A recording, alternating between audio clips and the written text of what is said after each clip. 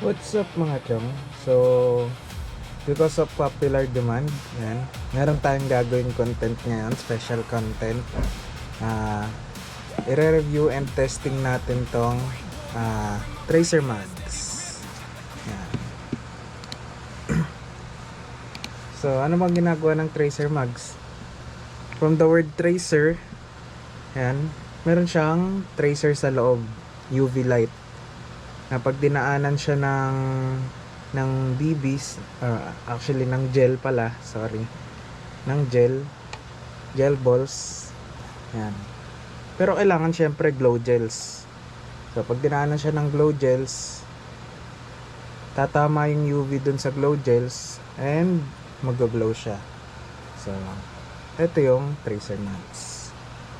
So dalawa yung ganito pero isa lang yung nandito kasi pinapag-repair ko yung isa kay Master Artas na hindi siya nagpa-prime. So i-testing natin siya sa mamimili pa ako. So i-testing natin siya sa dito na lang sa Wavy PDX na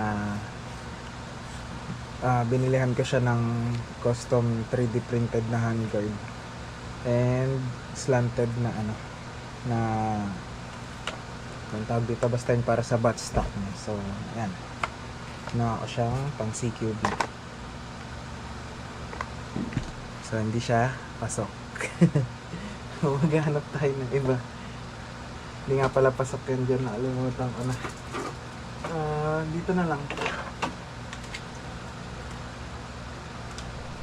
test natin siya dito sa TG MCX version 2. Yan. So pasok siya. Okay? Yan. So punta tayo doon, ite-testing natin. So by popular demand din, ite-test natin siya ng tracer mags lang. Ite-test natin siya ng tracer mags and lalagyan pa natin ng tracer na suppressor. So madodoble yung yung glow niya. In theory dapat mag-glow yung madodoble yung glow niya. So mas maliwanag. So yan lang. Ito tayo.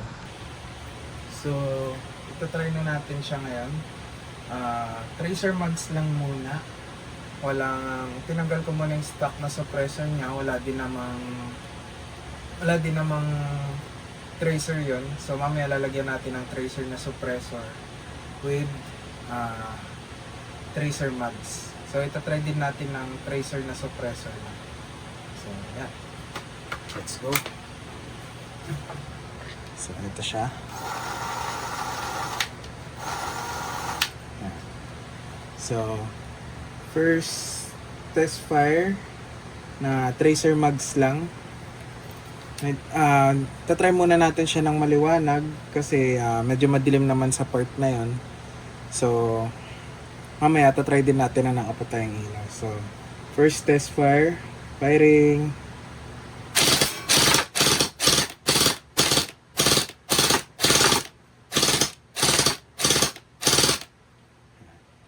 So ngayon tatry natin na patay ang ilaw. So ito na siya, yan. Medyo madilim na. Kaya maliwanag lang kasi nakabukas yung PC ko. So may RGB siya. So try natin.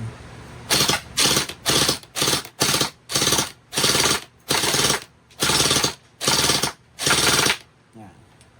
So yan siya. Pag walang pag tracer mags lang.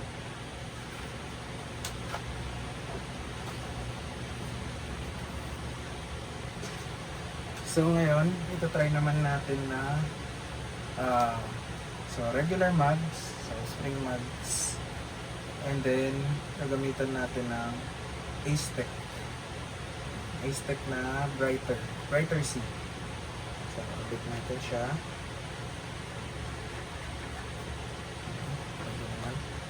So regular mag. So hindi na pala ito pinaprime, diretso na. So Tracer suppressor, test fire. Maliwanag muna, then madilim. So, firing.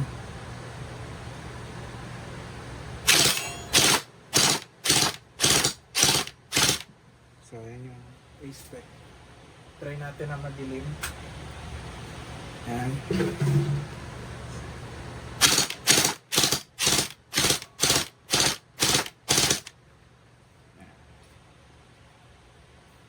So, ang tanong ay kung gaano siya kaliwanag pag ginamitan natin ng tracer suppressor at saka ng tracer mags. So, yun ang malaking tanong natin. So, ngayon, sasagutin natin yung tanong na yan. So, ito, nakakabit pa rin yung Aztec Brighter C. And then, tracer mags. Naman pa yan. So, Aztec Brighter C, tracer suppressor plus tracer mags. Firing.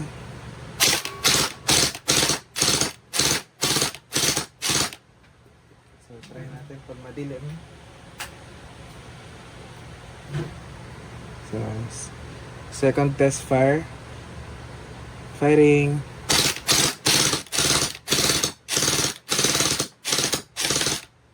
So, yun siya. So, sana nakatulong tong video na to para makapili kayo kung anong bibili nyo, kung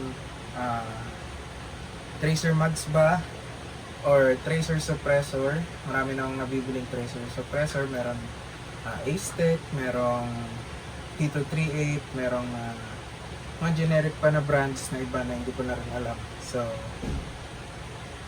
sana makapili kayo kung ang gusto nyo ba ay tracer mags or tracer suppressor, or why not both, diba? So, yun lang. Peace!